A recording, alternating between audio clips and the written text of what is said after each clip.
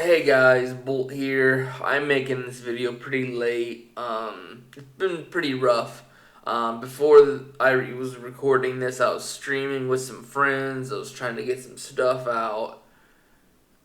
But the thing is, like, it seems like Spectrum doesn't want to keep me as a customer because every single few weeks something comes up, and this stream, like, while it was staying pretty well, it wasn't even a stream, it was just me recording, and it went pretty well, all things considered, but we ended up DCing a few times, and then before I can even start streaming, which I was wanting to do, um, my Discord kept going down to like 2 bars. So I don't know. You may be seeing a video on here and Bolt, um, explaining me going missing for a little bit. It all depends on how Spectrum wants to go about this. Basically, I can't even Google hi without it taking 10 minutes. And it should not take that long. And it's not just my PC. I've tried with my phone on Wi-Fi, and it can't load. It can't even load into YouTube's main page, for you page. But anyways, let's get into this video because I don't want to ramble too long about my issues. But anyways, let's get into this. So Joker 1 and 2. So basically, this is originally this was supposed to be a summary, but it's more of a what is happening in the Joker movies. Um, so to kind of like run through it quickly, Arthur is our Joker of the movies, and basically he was adopted by the maid of the Waynes, who ended up getting crazy and abused by a boyfriend. And when he got adopted, he was abused as well, which ended up making him. I think he got a condition where he would laugh at random points. And it's not just a condition he got, it's something that was like he was traumatized into. Um, and basically, as he grows up, the mom, his foster mom, would basically say, well, adopted mom, would basically say, hey, we're going to be getting a check here soon from Thomas Wayne. Um, and I know if I can't remember properly, but I think it's just like the fact of she either just drops it out of nowhere or has been telling him day after day that Thomas Wayne is his father. And basically, as he goes about the first movie, he starts realizing that his mom was just crazy. He even ran into Thomas and like figured it all out. Well, like got a hint from him, like I'm not your father. That woman kept trying to like take from us and like was obviously off her rocker. You need to go look into it, kid. And he ended up going to an asylum. Figured out that there were documents. Which the weird thing is, if you were trying to learn about yourself, trying to figure out your past and figure out what happened to you, this hospital should explain to you what happened. Like, hey, why am I screwed up? Why am I the way I am? The hospital should be like, yes, so now that we've confirmed your identity, here's what happened. He had to steal a document from the asylum and basically find out, oh yeah, I'm adopted. Everything my mom said was lies. And basically, it's just the fact that no one cares about him, no one loves him properly. Like, everything he knows and has been living within his mind is all a lie. So basically, he just goes on a let's take all my frustration on the people who, built me to be the person I am. Like, he kills off Murray, the guy on TV who he basically idolized, killed off his mom, who was the only one who loved him, killed off his boss and co-workers.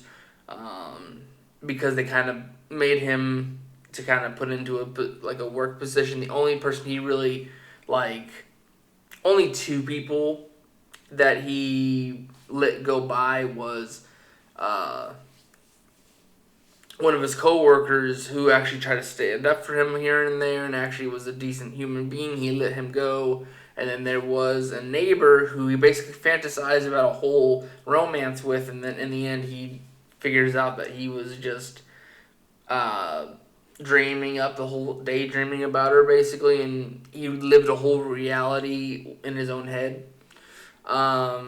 So he had nothing left at the end of the first film, but because of his mental breakdown on live television, basically it's, hey, people of a higher, who aren't struggling right now, which this is a real life take, is just, if you ain't struggling, then you, the ones who do get struggle just get walked over.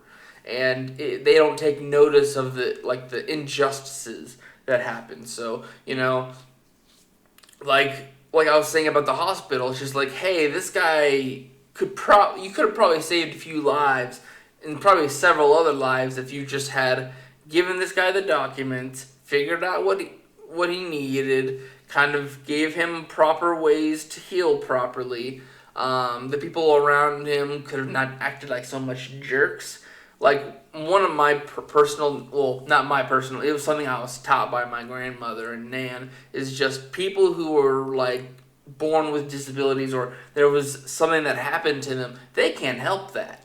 They're just stuck with that. They don't want to be like that.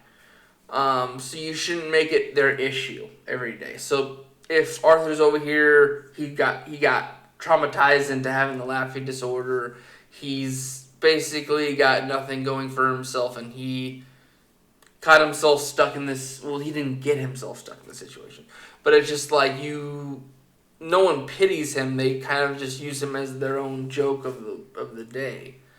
And if everyone is a more half decent human being to the people that are around them, then people like Arthur would have probably prospered and eventually, hey, I need help.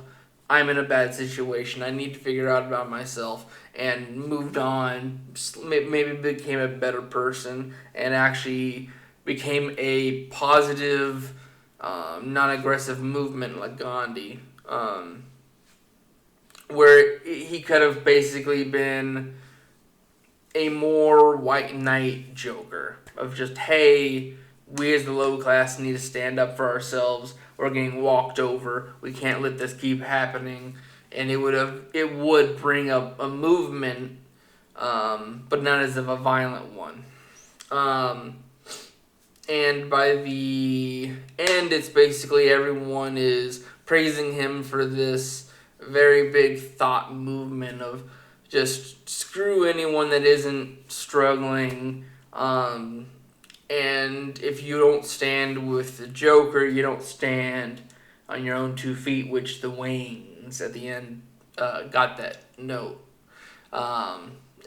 Basically, they used up a random Joker follower as the killer to Martha and Thomas. And then the second movie, I'm not gonna lie, I didn't have too much care in the world to actually go fully watch it.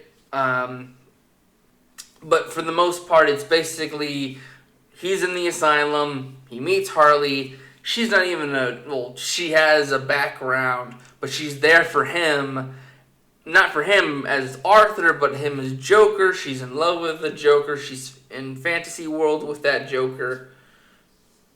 But the issue is he's actually wanting to be a human being. He wants to stay as Arthur. He doesn't want to be this figure that was made because of a bad situation. He wants to try to be an actual human being. And it's hurting him to kind of see that basically he's out there in the justice system, and it's like, hey, things have been looked over. Like, hey, if you as a system were decent, you would have taken me away from this crazy lady that was supposed to be my mother, and I could have been maybe put in a better home. I could have been possibly given a decent childhood. Um, me, even if that were to keep happening, me as an adult, you should be able to uh, come out to me and make it easier on me to blend back in with society instead of have society walk over me where it would have made me a mind for society, which is what ended up happening. Um, one second, something's bothering me on my other screen. And I think as a whole, it's just all you would have had to do was make a easier system to combat issues. Like, there's so many loopholes, so many things that just, we don't got time, the people, or the money to deal with. And it's just like, it's sad, but it's the truth that people that need it the most, the people that actually need it, not these people that have, like for example, therapy. The people who need therapy are the people that can't afford it, can't afford insurance. But the people that get a little bit sad or a little bit angry, they can afford that stuff because they have good, decent jobs or they have decent enough money to support a full visit. And the only reason you'll get it as a lower class is, hey, you need this or we can't have you in society. Forcefully choke it down your throat, and that person doesn't give a crap. They're there to get the paycheck from the state or the country or whatever they're getting their paycheck from, because they're not getting it from you, and they're not caring about you. You're not the one paying their bills, so why are they going to give a crap about you? And that's the sad thing about therapy, is just unless you are the one paying that person, they will give you whatever they feel is deserving of your time. Which is what, Joker had to deal with, Hey, I need pills, I need this, I need that, because I need help. And the system ended up letting go in the first movie. And it's just because of how bad of a situation he was in. And that's the issue with our system as a society and as a country. Is just the people who actually need it, the people of the lower class, should have even better accessibility to medical, to mental health and all that, and decent stuff like that. Because it's horrible. It is very horrible. And then when Arthur does try to fake it to make it as the Joker, it's implied that the guards do something that really very feels forceful for something that really doesn't need to be in the movie, but it's more of just a double whomper combo of just, you will stay in your position as the insane. You will not be seen as some amazing figure. We will keep you in the corner and we will punish you to our heart's content. Stay in your corner. It's basically, don't say anything, don't get noticed, stay out of the light, and you won't get messed up, or you won't get noticed by sources you don't want to notice you. Is basically what that point was going for. And in the end, the movement that he started goes on without him. I'll give you 10 seconds. 10 spoilers. 10, 9, 8, 7, 6, 5, 4, 3, 2, 1. They end up killing him. Oh yeah, he's not the Joker. Apparently he is the thought process of the original Joker. Apparently in the very end of the movie, before he is possibly getting his out, or, being able to finally meet up with Harley, he's killed by Joker, of the one who would go on to be Batman versus the Joker. Like, the Batman will happen, but not with Arthur. Someone who was inspired by him, uh, you know, got to like use his. It was probably someone in the asylum or this prison he's in, and is basically like, hey, I want to take your movement as my own personality. So, um, because of the moment he takes, it kills Arthur and goes on to be the Joker. And Harley, with, she reveals to him, I am not in love with Arthur. I am in love with your, um, your alter ego, basically. And since he comes out in the very final case that, hey, I am not the Joker. I am not a double personality, a split personality person. I'm just one person who just has many issues that your system has failed to keep in check to help deal with in a positive, easy manner. And because of him coming in saying that, she basically says, well, since you broke my immersion, I am not going to be there for you anymore. And basically leaves. So now he doesn't have Harley. He gets killed by who is now going to be the Joker. And we learn nothing. And a lot of people are saying that this movie is to basically say you should not fantasize or care about such a character like the Joker. And it's like, we know this. I'm a big DC fan. I hate the Joker, but I hate to love the Joker. Because it's like, I love the entertainment of seeing the Batman go beat him up, solve the problems that he is causing, and be the hero that he needs to be. He is an obstacle to a hero that I want to keep going, and he's also been the pinpoint of when some other heroes like Red Hood happen. Is just Jason Todd doesn't stop being Robin just because he wants to. He dies by the Joker and comes back with a different mentality, and it's honed on people like the Joker. And you can't have that without the Joker. And the issue with this double idea is just, yes, I understand your political takes, which is the main parts of the movie is just, we're supposed to be here like, hey, the lower class aren't noticed by the higher ups in the actual system.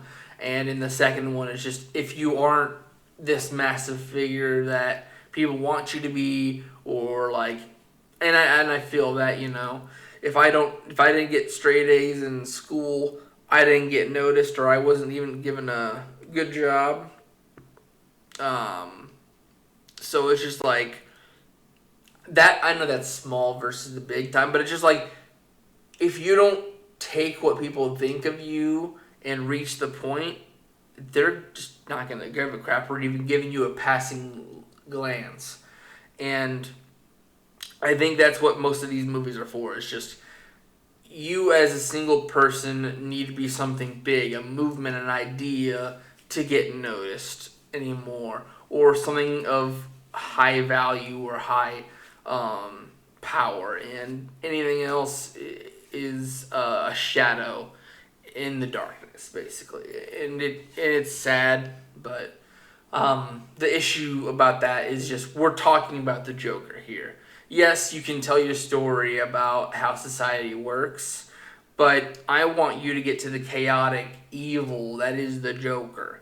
And while you tease me at the end of the first movie, and you make it sound like a second movie would be an amazing idea of someone who is making the prison he is sent to his own playground, no, you make it to where it is a court case that I'm pretty sure She-Hulk should have made an appearance in collab as she and Harley Quinn twerked their way out of the door. But it's just the fact that the Joker was supposed to be this big, iconic character that was meant to go against the morals of others in his own good, twisted way. without no society, there is no strings on me, or whatever. I'm like I said, I'm dead tired. Um, so it's just the Joker as a person. Yes, I understand the movies and the political and socialist side of it, understandable, but I didn't get to see the mayhem that a Joker would cause, which it's kind of the thrill entertainment that a lot of people are like looking for, and also like to lead up to something as big as the reveal of a Batman in the universe, um, or kind of give the idea of the state of this. So basically, all in all, it's just first movie is just to say, hey, the little man will not be noticed unless he makes a big gesture, and kind of go behind of how a little bit of a like the evils of something as known as the Gotham. Like Gotham is always known to have like a deep evil and crime in its veins, and Joker's the perfect explanation for that. But it's just you do a semi good job in the first one, and the second one is just all right. Let's completely forget what we were trying to set up for the first one, and kind of go against the whole idea of Joker, just because you, human being that may like the character of Joker, I shame you for liking such a character, and it takes away from the experience, takes you out of the immersion. And me as a DC fan, absolutely hate you. And if I see you ever direct another movie of any DC caliber, I will never see it. I will not hate watch it, like I've said before.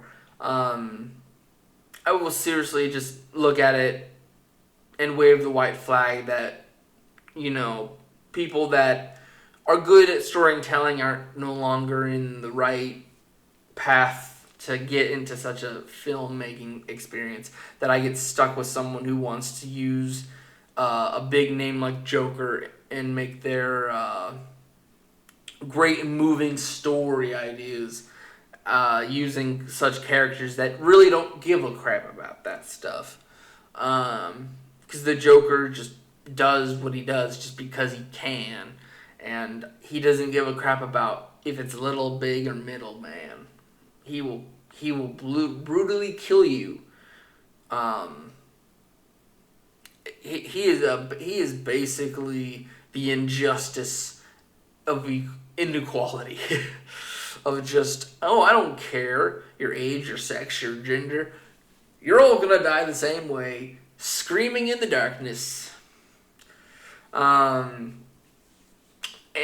it's just, a bad take. So basically, all in all, if you like to talk about structures of society, go watch those movies. But if you're a DC fan, maybe watch the first one if you really like a good origin story that could kind of give you of what can we like see in the mind of the Joker. But I would not suggest the second movie at all to anyone. Like it is such a mixture of ideas. Like you could have made that movie its own thing, but you had to throw in Harley Quinn and Joker just to sell tickets. Like Lady Gaga, sure, but I would have watched it if it weren't for the fact that you put Joker in the title. Just a couple that are like going in and out of insanity and insaneness. Would have loved to watch a movie that's just like that, and it not be attached to any kind of IP. Sorry for rambling, but that's basically how it is. So, anyways, see you guys. Hopefully, Spectrum wants to actually be nice, and I can continue making videos in a decent half manner. Anyways, I'll see you guys in the next one. Bye-bye.